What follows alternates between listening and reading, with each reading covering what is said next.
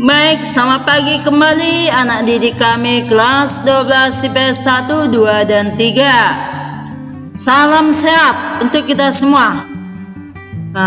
Kemarin atau minggu lalu itu maaf ya, sudah saya sampaikan dengan perubahan sosial.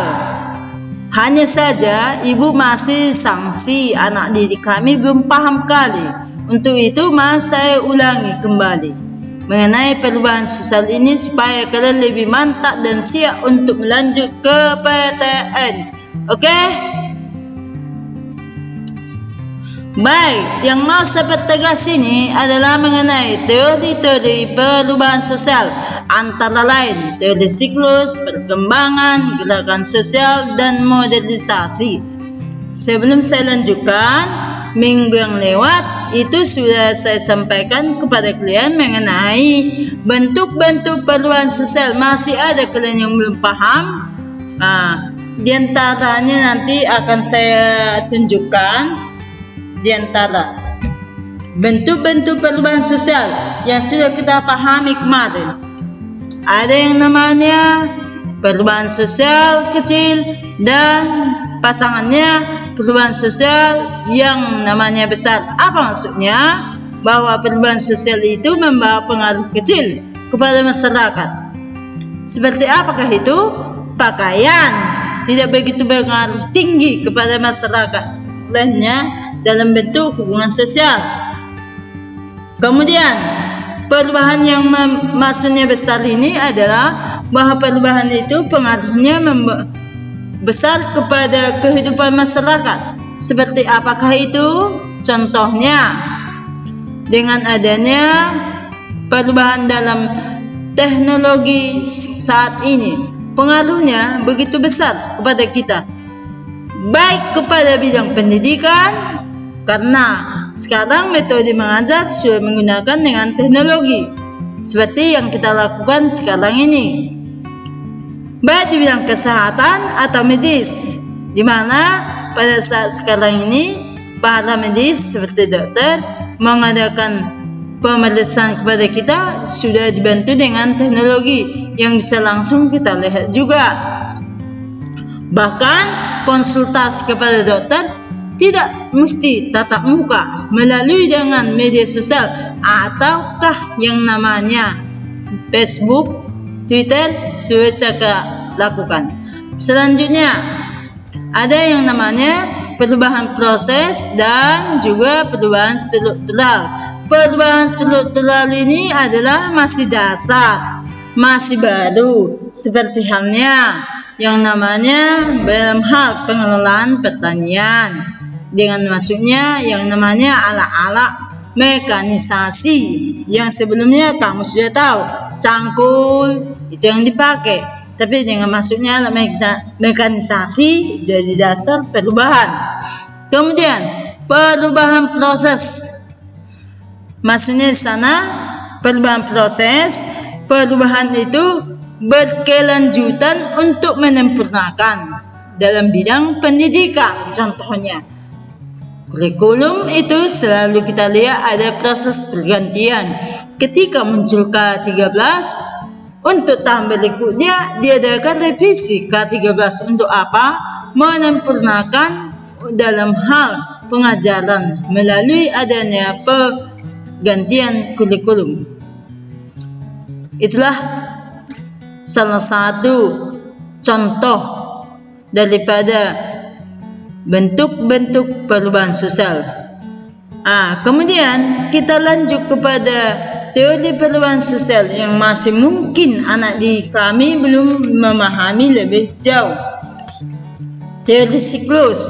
Apakah teori siklus ini? Teori siklus yang disebut dengan teori itu melingkar atas spiral, yang maksudnya adalah bahwa perubahan sosial itu berlangsung secara bergelombang. Dalam arti sini bergelombang di mana yang berulang-ulang, yang maksudnya perubahan sosial yang terjadi pada zaman sebelumnya, seperti kamu lihat di gambar ada zaman primitif, itu menunjukkan adanya kemiripan kepada perubahan yang terjadi sekarang ini. Dalam hal apakah yang biasanya demikian?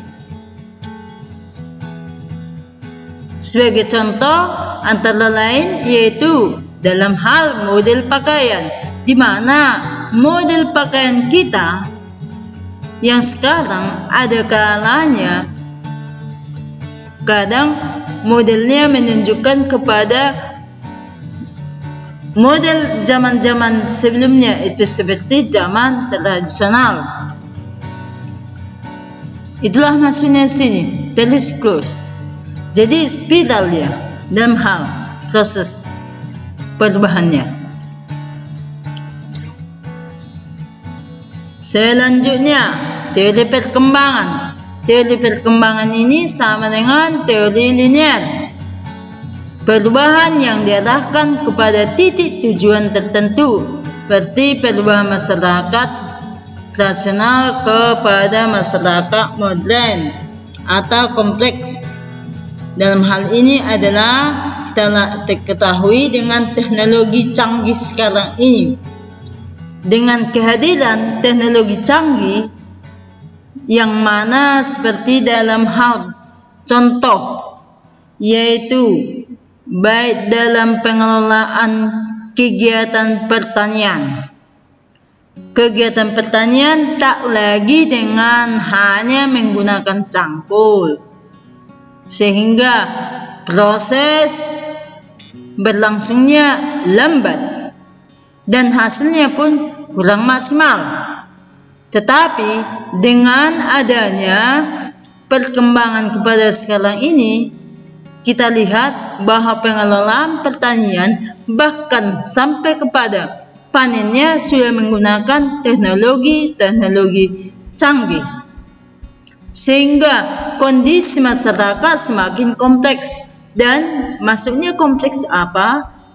Kompleks ini serba bisa dikatakan dengan lengkap, mudah, ada juga kerumitannya. Kenapa demikian? Antara lain, di kalangan petani yang namanya buruh tani sebelumnya sudah kehilangan pekerjaan dengan hadirnya alat-alat mekanisasi. Itu kemudian sikap masyarakatnya yang suka dengan yang lebih menonjol sebelumnya kekeluargaan atau gotong royong berubah menjadi lebih individualis. Karena apa? Sudah dengan adanya tenaga alat mekanisasi. Kamu lihat gambar, lihatlah gambarnya mulai zaman primitif berkembang kepada tradisional, lanjut kepada yang modern. Bahkan menanam yang namanya tumbuhan bibit sudah dengan menggunakan alat-alat teknologi, bukan tangan-tangan manusia lagi. Kita mencari manusia untuk kita upah, bukan. Itulah semakin kompleksnya. Selain itu, kamu lihat sekarang ini ibu-ibu mau mengolah atau membuat makanan dengan seperti mungkin kamu kenalkan dan suka yang namanya kalau kita sering dengan lapet. Dulu saya ingat kalau membuat itu kita harus menumbuk beras dulu, capek. Kalau sekarang enggak, tinggal kita masukkan ke mesin, diolah, udah muncullah tepung beras. Itulah maksudnya di sana. Selanjutnya,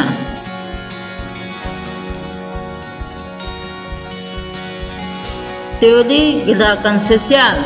Teori gerakan sosial ini bagaikan itu muncul biasa dibarengi oleh atau didasari oleh ketidakpuasan masyarakat terhadap kondisi tertentu yang ada di dalam masyarakat. Ada kalanya menimbulkan gerakan sosial. orang akan mengorganisasikan diri untuk memperjuangkan perubahan. Contohnya seperti reformasi. Reformasi muncul karena masyarakat di zaman Orde Baru mengalami ketidakpuasan yang dialami masyarakat zaman Orde Baru, mungkin baik dari segi politisnya, hukum, ataupun dalam hal-hal bidang sosial. Untuk itu, maka muncullah pada waktu itu kalangan mahasiswa dibarengi dengan adanya dipelopori oleh kaum intelektual mengadakan suatu gerakan sosial. Itulah reformasi. Kenapa dikatakan gerakan sosial dia? Karena itu dilaksanakan dengan secara kelompok atau bersama atau kolektif, tidak satu-satu, dan mempunyai tujuan yang jelas dan punya konsep yang jelas untuk mendapatkannya atau mencapai perubahan tersebut. Teori modernisasi perubahan itu berlangsung bagi negara-negara terbelakang, diikuti dengan kerjasama dengan negara industri di Barat. Maka ada dulu yang namanya kerjasama Utara Selatan, yang maksudnya sana kerjasama Utara Selatan antara negara-negara berkembang membentuk satu kerjasama untuk mencapai perubahan masing-masing ke arah yang lebih baik. Seperti halnya negara Amerika sebagai negara berkembang mampu dengan negara-negara Inggris menyediakan tenaga ahli dan modal. Sementara negara terbelakang ini, contohnya yang ada di negara Asia Afrika, menyediakan yang namanya bahan-bahan mentah untuk mereka kelola di bidang industri. Maka dengan melalui kerjasama membawa satu perubahan bagi masing-masing negara tersebut. Baik, untuk bentuk perubahan sosial ini sudah kamu baca di buku dan sudah tahu. Kalau nanti kurang paham dan saya tengok tak ada pun di antara kamu salah satu yang bertanya tentang bentuk-bentuk perubahan, sehingga ibu yakin kamu sudah paham atau mengerti seperti yang saya jelaskan tadi. Faktor penyebab perubahan sosial. Soal faktor penyebab perubahan sosial, internal, eksternal. Apa maksudnya internal? Perubahan sosial yang terjadi dari dalam masyarakat. Kalau eksternal maksudnya perubahan sosial itu terjadi sebagai pengaruh dari luar masyarakat. Faktor internal ini antara lain yaitu bertambah atau berkurangnya penduduk. Pertambahan penduduk ini mengakibatkan perubahan apa sebenarnya? Contohnya, dengan bertambahnya penduduk akan membawa perubahan dalam hal yaitu kondisi tempat yang sebelumnya mereka sepi, masih status dengan desa, namun dengan makin bertambah penduduk di tempat itu makin ramai, kemudian status yang sebelumnya desa menjadi kota. Selain itu, hak-hak wilayah tanah akan semakin penting. Yang mungkin didapatkan tanah itu mungkin tanpa dengan melalui yang namanya proses jual beli. Dengan ada istiadat, contohnya bawa makanan kepada siapa pemilik tanah yang luas. Selanjutnya, setelah itu terjadilah komunikasi yang baik antara pemilik tanah dengan yang bawa makanan ini, dan diserahkanlah tanah itu. Itu maksudnya di sana awal-awalnya. Tetapi dengan bertambah penduduk, karena tanah semakin penting, sehingga mulailah muncul untuk yang namanya surat tertulis dan sah dari pemerintah sebagai pemilik tanah. Itulah namanya sertifikat untuk tanah. Dengan adanya sertifikat tanah, harus ada yang namanya lembaga yang spesial menangani urusan tentang kepemilikan tanah. Seperti dulu ada namanya, yaitu lembaga pemerintahan yang disebut dengan agraria. Kemudian semakin pentingnya yang namanya tenaga ahli spesial untuk membuat surat tanah ini, seperti sekarang, yaitu notaris. Itu yang kita lihat. Selain itu, apa mungkin dengan bertambah penduduk? Dengan bertambah penduduk, antara lain dapat lagi kita lihat dengan yang namanya jumlah tenaga kerja makin bertambah. Apalagi dengan pindahnya penduduk dari desa ke kota. Maka dengan semakin bertambahnya jumlah tenaga kerja ini, muncullah suatu ketentuan untuk seleksi penerimaan tenaga kerja yang lebih ketat atau legal. Contohnya dari segi pendidikan, spesialisasi, itulah yang dilihat di sini. Usia juga, dan bahkan jenis kelamin ada kalanya berpengaruh untuk kepada ketenaga kerjaan ini.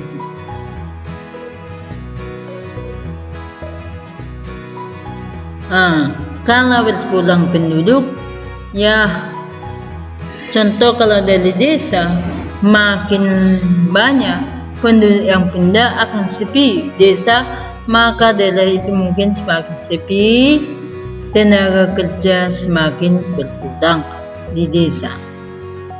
Lah kita lihat di sini. Kedua, penemuan baru. Penemuan baru ini melalui proses discovery dengan invention. Apakah penemuan baru dengan discovery? Artinya penemuan baru awal,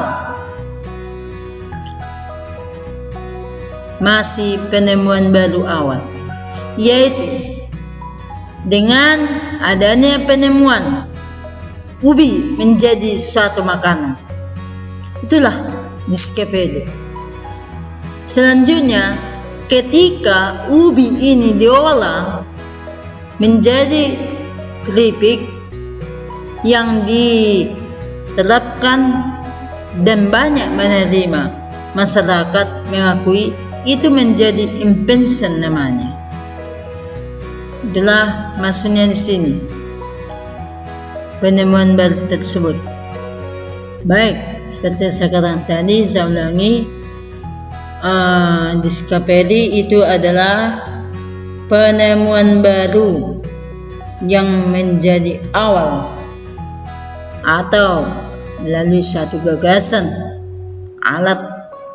Tetapi ketika penemuan baru tadi dilanjutkan, terapkan, dan diakui, terima masyarakat, itulah namanya invention. Jelas sudah? Selanjutnya, pertentangan masyarakat.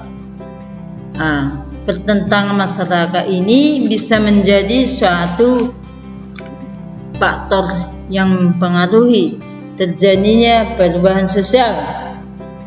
Menurut dari sejarah Indonesia, yaitu ketika terjadi pertentangan antara tokoh muda dengan tokoh tua, yaitu saya ingat dulu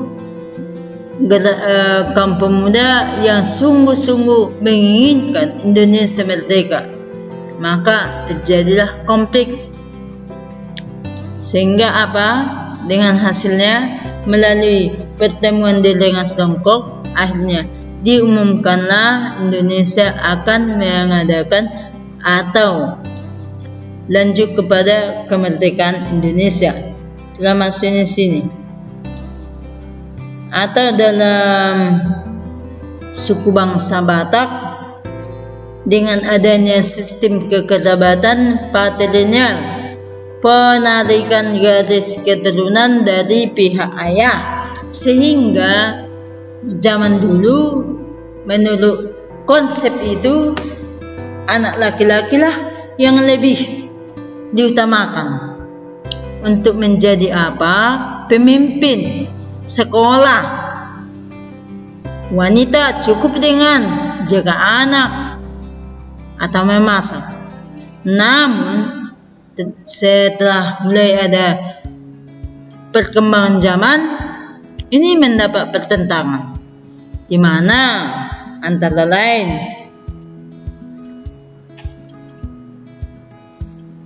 kaum muda, khususnya yang jenis kelamin wanita, mulai mengadakan satu penentangan dengan bertindak harus dengan mereka juga sekolah, bahkan juga dengan kata lain bekerja di luar sebagai pekerja kantorkah, apakah, atau pekerjaan-pekerjaan lainlah. Hanya terjadi perubahan. Sistem patrilineal ini tetap hanya dari segi adat istiadat. Contohnya si anak yang lahir bagi Batak tetap dengan mengikuti marga ayah, namun tidak ada pembatasan lagi kepada wanita untuk mengikuti pendidikan, termasuk dengan untuk bekerja. Bahkan banyak sekarang wanita Batak kita lihat ya sudah jadi yang namanya pemimpin juga. Itu yang dimaksud di sana. Kemudian melalui pemberontakan atau revolusi. Apakah revolusi? Revolusi adalah suatu proses perubahan yang berlangsung secara cepat dan terarah, seperti halnya revolusi kemerdekaan Indonesia yang berlangsung pada tanggal 17 Agustus 1945. Ini adalah terjadi dari dalam masyarakat Indonesia sendiri. Perlu kamu tahu bahwa revolusi itu harus dengan dipersiapkan sematang mungkin supaya bisa yang namanya revolusi terjadi. Harus ada seorang yang menjadi bisa memimpin atau mengarahkan suatu perubahan dengan ada konsep untuk tujuan perubahan, salah satu dengan syarat revolusi. Dan revolusi itu sifatnya harus dengan tepat waktunya, sesuai dengan keadaannya. Itulah yang dimaksud di sana. Kemudian itu dari dalam masyarakat. Di luar daripada masyarakat, ada namanya melalui faktor eksternal. Yang dimaksud dengan faktor eksternal adalah perubahan sosial yang terjadi dari luar masyarakat. Itu termasuk dengan pengaruh lingkungan fisik. Artinya seperti halnya bencana alam. Contohnya, jika ada seperti yang namanya banjir, itu bisa membuat suatu perubahan. Kemudian, ya seperti yang kamu lihat sekarang ini, atau yang terjadi sekarang ini, kita mendengar apa yang namanya virus corona. Itu apakah suatu faktor penyebab perubahan sosial? Iya. Itulah salah satu faktor penyebab perubahan sosial dari luar diri masyarakat. Melalui dengan adanya virus corona ini, kita lihat terjadi perubahan salah satu seperti yang kita alami di bidang pendidikan. Terjadilah sekarang yang namanya peristiwa PBM, proses belajar mengajar secara online dengan berbagai metode yang dilakukan oleh para tenaga pendidik. Itulah yang kita lihat sekarang.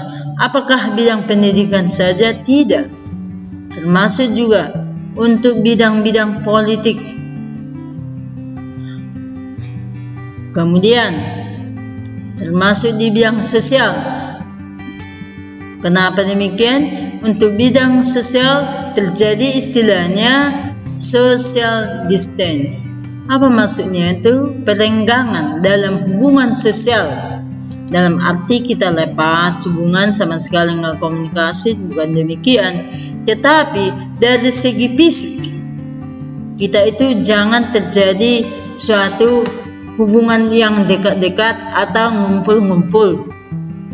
Ini sehingga berpengaruh pada apa? Bidang ekonomi. Khususnya dengan pedagang, termasuk di kalangan supir angkot. Ini juga sangat berpengaruh, yang semakin berkurangnya pendapatan mereka. Atau di mana-mana pun dibatasi kita komunikasi dengan memakai masker. Itu yang dimaksud di sana. Peperangan juga membawa satu perubahan sosial. Ya, melalui peperangan ini kita akan bisa mengalami perubahan ketatanegaraan. Ya, sewaktu peperangan di Indonesia, sewaktu masa-masa Indonesia masih dikuasai oleh kaum kolonial, maka sistem yang berlangsung negara kita sistem kolonial, baik dalam bentuk-bentuk perekonomian. Kemudian melalui adanya peperangan antara, yaitu yang disebut dengan satu revolusi fisik antara Indonesia dengan bangsa kolonial, maka terjadi perubahan. Untuk mengusahakan revolusi fisik ini ada peperangan, di mana bangsa Indonesia yang sebelumnya katanya menggunakan bambu runcing untuk melawan Belanda, tetapi berubah angkat senjata, sehingga terjadi perubahan. Apakah yang berubah? Sistem pemerintahan kita yang sebelumnya kolonial menjadi nasional. Dengan berubah itu, maka untuk bidang ekonomi terjadilah nasionalisasi ekonomi. Salah satu contoh, Dejavhasebank. Artinya, dulu ada bank di negara Indonesia, Dejavhasebank namanya, berubah dan menjadi milik Indonesia. Itulah Bank Indonesia sekarang ini. usaha-usaha perkebunan juga, atau yang berhubungan dengan hal-hal yang berhubungan dengan lembaga-lembaga umum. Pendidikan sudah mengarah kepada yang namanya pendidikan dengan sistem nasional. Contohnya kamu lihat kantor pos di Medan ini yang dulunya itu ada Belanda yang mengelola, tetapi setelah Indonesia merdeka menjadi milik bangsa Indonesia, termasuk dengan daerah-daerah perkebunan yang ada. Kamu lihat daerah-daerah tebing atau sekitar sebelum daerah Santar sana. Itulah maksudnya di sana pengaruh peperangan itu. Kemudian pengaruh kebudayaan masyarakat lain. Pengaruh kebudayaan masyarakat lain ini adalah kadang melalui yang disebut dengan akulturasi. Akulturasi itu adalah proses perpaduan unsur-unsur budaya yang berbeda, membentuk budaya baru tanpa meninggalkan budaya lama. Salah satu contoh akulturasi yaitu di bidang kesusastraan. Indonesia mendengar yaitu seperti halnya cerita Ramayana dan Mahabharata. Itu bukan asli milik bangsa Indonesia, tetapi itu perpaduan daripada budaya-budaya Hindu dengan budaya-budaya Indonesia, itu seperti budaya Jawa. Maka muncullah itu cerita tersebut. Itulah yang kita lihat sekarang ini, seperti yang ditayangkan melalui wayang-wayang kulit contohnya. Selain itu ada dengan yang disebut dengan asimilasi. Asimilasi juga adalah terjadi proses peleburan budaya-budaya yang berbeda sehingga menjadi satu ideologi, satu tujuan. Nah, dengan adanya sifat saling menghargai, mengakibatkan ada kebudayaan atau perubahan kebudayaan. Seperti kita di suku bangsa Betawi, kalau mengadakan pesta perkawinan atau nikah, adalah kalanya kamu lihat di sana pakaiannya dan tata caranya, yaitu menyambut daripada yang namanya tamu dengan membunyikan yaitu seperti mercun. Itu adalah budaya Cina sebelumnya, karena daerah Betawi pertama sekali yang diduduki oleh orang-orang Cina yang datang dari Cina pada waktu itu berdagang. Ada pengaruh kebudayaan masyarakat lain melalui penetrasi. Penetrasi ini maksudnya penerapan budaya-budaya baru dari negara lain. Ada yang disebut dengan penerapan secara damai, ada secara paksa. Damai namanya penetration violence. Contohnya, kedatangan daripada bangsa Arab Saudi ke Indonesia dulunya. Mereka melakukan suatu penerapan budaya seperti hanya budaya-budaya Arab, seperti dalam hal pendidikan, yaitu membuat tulisan-tulisan Arab atau kaligrafi. Itu dilakukan secara damai.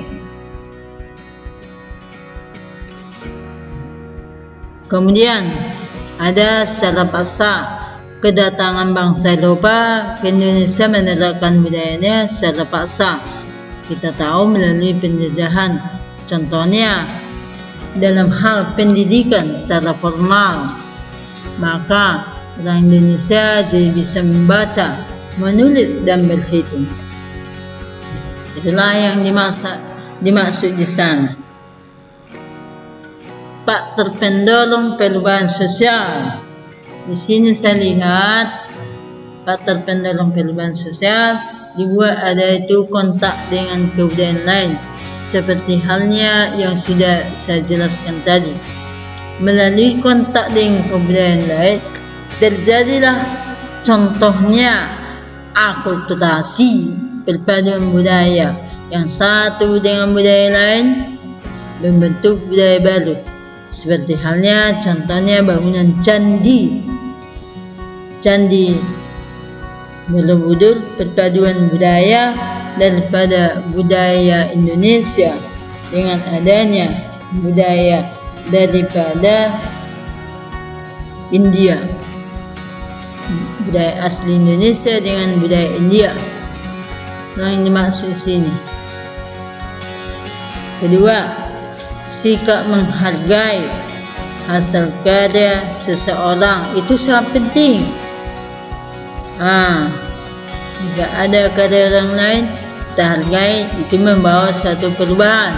Contohnya dengan adanya perubahan teknologi Indonesia, itu adalah perubahan yang muncul dari negara-negara luar. Kita hargai, maka kita mengalami perubahan ke arah yang sifatnya ke arah maju. Kemudian penduduk yang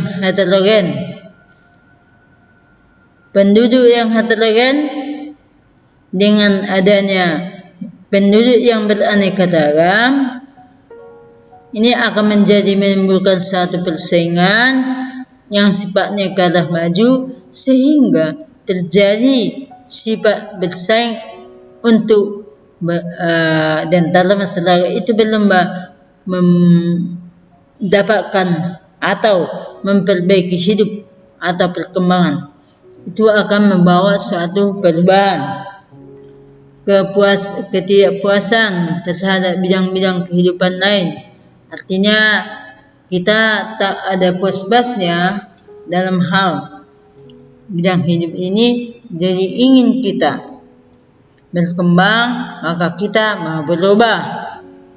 Seperti saat ini, tanpa dengan dibarengi oleh pendidikan dengan skill, kita tidak ada mengalami suatu perubahan ke arah kemajuan. Untuk itu kita harus berubah dari yang malas, dari yang pasif, harus menjadi aktif. Bagaimana caranya untuk mendapat informasi? Ada juga orientasi masa depan. Semua masyarakat secara individual memikirkan, menginginkan kehidupannya yang lebih baik untuk ke depannya. Tetapi jika kita hanya diam saja tanpa ada usaha, itu enggak mungkin. Untuk itu harus kita berusaha dengan berubah, mengikuti suatu perkembangan juga. Itulah yang dimaksud di sana.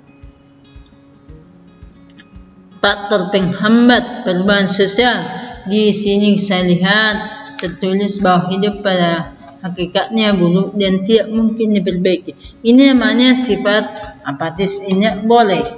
Namun apakah yang mungkin faktor penghambat perubahan ini? Hilangnya hubungan dengan masyarakat lain, sehingga kita tak mengetahui perkembangan. Untuk itu, maka kita juga perlu membaca buku, membuka internet, bagaimana kemajuan yang sudah dialami oleh negara-negara lain. Sehubungan dengan itu, kita harus dengan melibatkan diri kepada hubungan kepada negara-negara yang sudah maju, supaya kita lihat, kita mencontoh bagaimana mereka itu bisa maju, apa yang dilakukan. Itu yang dimaksud di sana. Kemudian ini termasuk juga nilai yang pada hakikatnya buruk atau tidak mungkin perbaiki. Oh, ini nggak boleh. Harus kita punya sikap yang optimis, menganggap bahwa kita ini masih bisa maju, masih bisa untuk berkembang. Harus dengan itu. Maka kita cari bagaimana usaha untuk bisa maju dan berkembang. Adanya kepentingan yang sudah tertanam kuat atau vested interest. Contoh, untuk pemimpin di suatu lembaga, tidak karena dengan suku, bukan karena dengan usia, tetapi harus dengan juga punya kemampuan dari segi akademis, punya skill. Jadi jangan kita menganggap kalau saya nanti tak mungkin bisa berkembang, agama saya ini, usia saya muda. Tidak, harus dengan melalui yang namanya usaha juga yang lebih kuat secara akademis. Kemudian kita itu samping ada akademis harus dengan terampil. Itu harus saja sesuai dengan tuntutan zaman pada saat ini. Untuk selanjutnya bisa kamu lihat nanti apa-apa lagi yang menjadi faktor penghambat perubahan sosial ini. Jika ada yang kurang paham nanti bisa tanya sama ibu di komentar Google Classroom. Sini coba kita lihat perubahan sosial dan perubahan hubungan antar individu dan antar kelompok. Perkembangan teknologi menyebabkan berkurangnya frekuensi individu untuk saling tatap muka. Perkembangan teknologi telah menggeser fungsi tatap muka dalam interaksi, dalam komunikasi. Tidak harus tatap muka, melainkan komunikasi dengan individu berada di tempat jauh menggunakan yang perantara, contohnya melalui seperti yang namanya handphone. Itu juga. Maka yang kata lain di sini, kadang-kadang hubungan itu jarak tatap muka kurang, tapi boleh berlangsung dengan lama hanya dengan menggunakan yang namanya handphone. Hanya saja membawa suatu konsekuensi kepada yang lainnya. Contohnya apa? Yaitu masalah ekonomi, karena yang namanya menggunakan ponsel harus menggunakan yaitu biaya juga, mengisi yang namanya paket ataukah mengisi yang namanya pulsa juga, sehingga kalau banyak ngomong paket bisa habis, pulsa juga banyak habis. Itu juga yang dimaksud sana. Selanjutnya dengan hubungan secara langsung jarang. Ini atau kondisinya bisa membawa ke konsekuensi lain yang negatif. Itu yang dimaksud di sini. Melalui perubahan sosial antara individu dalam hubungan tidak mesti dengan jumpa secara langsung. Bisa tetap berlangsung melalui perantara seperti melalui handphone. Perubahan sosial dan dampaknya terhadap kesenjangan sosial di masyarakat. Ketidakseimbangan, ketidakserasian unsur dalam masyarakat bisa mengakibatkan timbulnya disorganisasi sosial. Apakah disorganisasi sosial? Suatu keadaan yang semakin kurangnya kekuatan nilai-nilai norma dan juga dengan semakin kurangnya kekuatan nilai dan norma di kalangan masyarakat, sehingga bisa mengakibatkan yang namanya hilang ke ciri keorganisasian. Baik, dampak positif perubahan sosial. Semakin mudah dan cepatnya manusia menyelesaikan segala aktivitas yang mungkin boleh, antara lain seperti ibu di rumah, yaitu ibu di rumah sekarang sambil memasak bisa nyuci dengan kehadiran yang namanya mesin cuci, termasuk dengan masak nasi. Hanya cuci beras, kemudian masukkan kepada yang namanya jijel, langsung cokan, sehingga ibu sambil dengan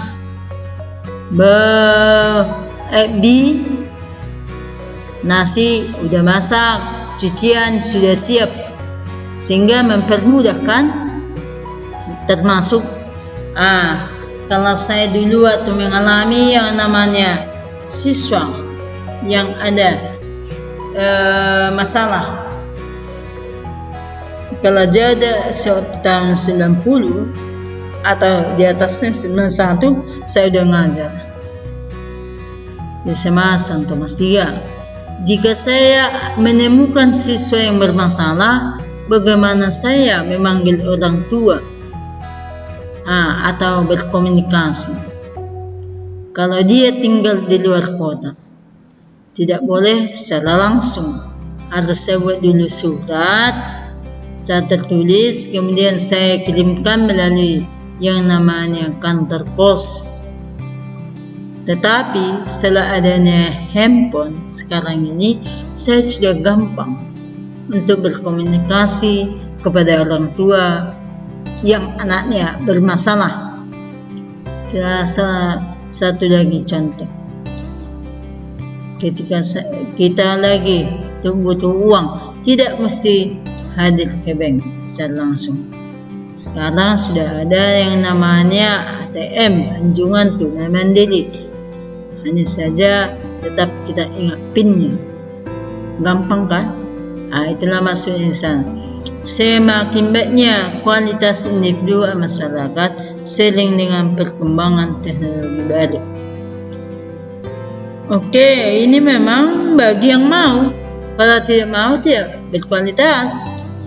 Itu juga sesuai dengan tuntutan zaman sekarang. Kita dituntut harus mahir mengenal komponen-komponen teknologi ini, contohnya komputer. Contohnya seperti ibu harus dengan apa? Belajar terus untuk memahami bagaimana menggunakan yang termasuk cara pembelajaran online ini.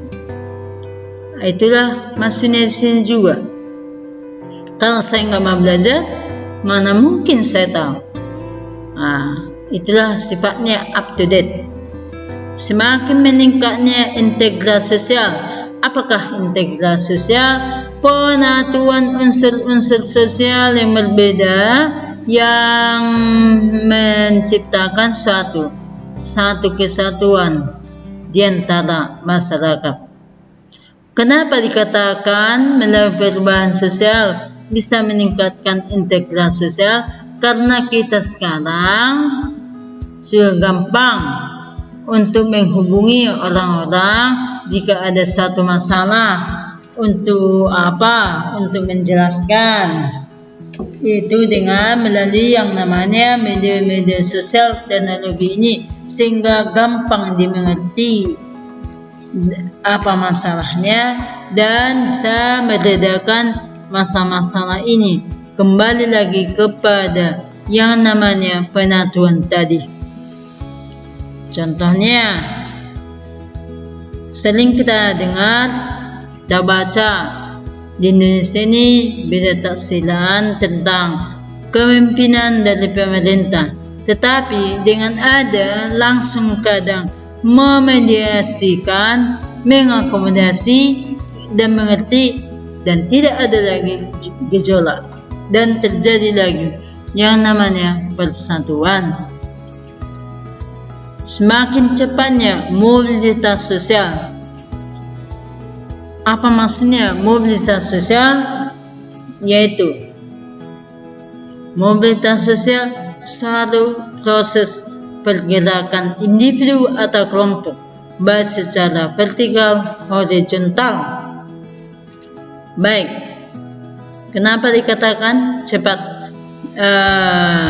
cepatnya mobilitas sosial? Karena dengan adanya tuntutan skill saat sekarang mengakibatkan kita semakin termotivasi untuk berusaha memahami teknologi sehingga ini bisa mempercepat ke arah kemajuan secara vertikal yang dimaksud di sana, atau secara mempercepat pergerakan lah dengan dimaksud di sana. Horizontal,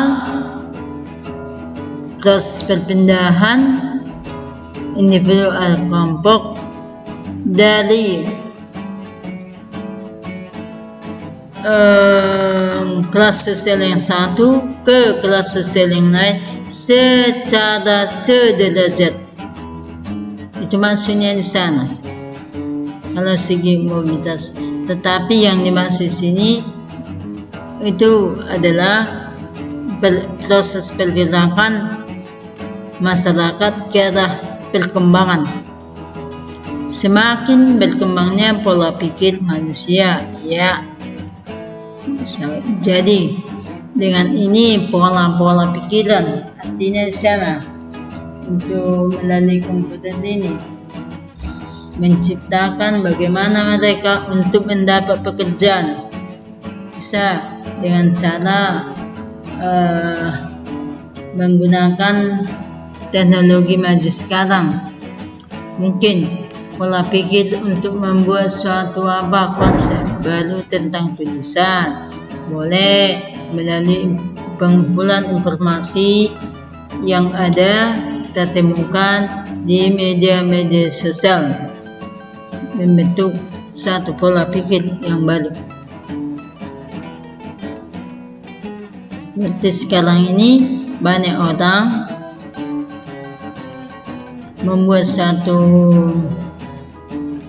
pola pemikiran bagaimana cara mengobati yang namanya sendi atau tulang. Banyak setengah yang ditemukanlah itu melalui bahan-bahan tumbuhan ataukah dengan apa yang namanya menjadi suatu obat, atau ada setengah yang dioleskan kepada sendi-sendi yang sakit. Itu adalah melalui pola pikir daripada manusia itu juga. Perubahan sosial yang menunjukkan kemajuan perkembangan masyarakat, yaitu yang biasanya diartikan suatu modernisasi, mengarah kepada modernisasi. Modernisasi itu adalah perubahan sosial masyarakat dari masyarakat tradisional menuju masyarakat modern dengan aspek-aspeknya sesuai dengan orientasi budaya masa kini.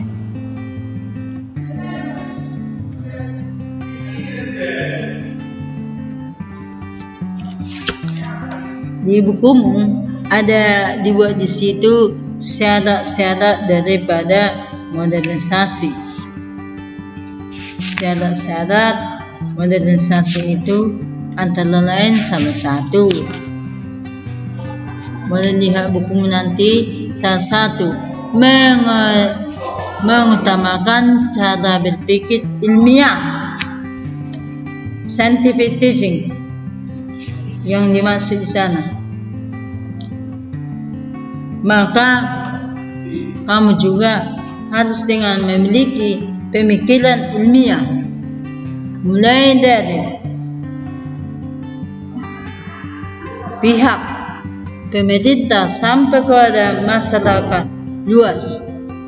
Artinya logika, rasional, tidak gampang menanggapi sesuatu dengan pola pikir ke arah yang negatif. Kita lihat kepada arah perkembangan yang dimaksud sana. Sistem administrasi negara yang baik dan teratur, mewujudkan birokrasi, artinya mewujudkan birokrasi harus sesuai dengan jalurnya. Jangan mereka-reka dalam urusan-urusan kepentingan. Harus sesuai dengan birokrasi, jangan terlampau mengejar rasional dan bisa mempercepat usaha urusan daripada masyarakat. Itu maksudnya. Sistem pengumpulan data yang baik. Ada suatu lembaga tertentu yang menangani pengumpulan data tentang masyarakat ini, baik mengenai ekonominya, pendidikannya, mengenai dari status keluarga. Itulah yang disebut dengan BPS, Biro Pusat Statistik. Ciri modernisasi ini yaitu adalah penciptaan iklim yang menyenangkan. Artinya penciptaan iklim yang menyenangkan, artinya di media massa itu harus mampu kita gunakan media massa untuk betul-betul dengan suatu informasi yang lebih mengarah perkembangan, tidak gosip yang menimbulkan perpecahan, tetapi memotivasi masyarakat untuk maju. Itu yang dimaksud di sana. Tingkat organisasi. Selain itu apa? Saya ulangi lagi. Penciptaan iklim, maksudnya masyarakat jangan dibatasi dalam membuat aspirasi. Itu yang dimaksud di sana. Karakteristik modernisasi ini boleh kamu baca sana, merusak ikatan solidaritas sosial melekat dalam kehidupan masyarakat nasional. Artinya sana apa? Mulai dengan terjadi peralihan gotong royong diganti dengan sikap-sikap individualis. Karena sekarang sistem serba praktis. Mengadakan pesta bukan lagi harus dengan kita libatkan satu kampung sewa gedung, kemudian kita pesan, itu sistemnya. Tidak ada lagi sistem gotong royong. Termasuk tadi di bidang pertanian. Terjadi ekspansi pilihan personal, choice. Maksudnya di sana mulai dengan pribadi terjadi secara ekspansi ini dalam bentuk cepat menyebar untuk memilih apa yang bisa kita mau, apa yang kita inginkan dalam hal termasuk makanan, termasuk dengan pekerjaan yang akan kita minati. Itu juga terjadi peningkatan keragaman keyakinan. Maksudnya di sana keyakinan itu dari segi teknologi, karena kita mulai yakin teknologi inilah sebagai salah satu jalan untuk kesejahteraan, termasuk nanti ada mempromosikan satu alat ini hasil teknologi supaya bisa kita gampang untuk melakukan pekerjaan ini, berkomunikasi. Oke, mau orientasi ke depan dan kesadaran atas waktu. Artinya kita mulai sadar tentang waktu kita,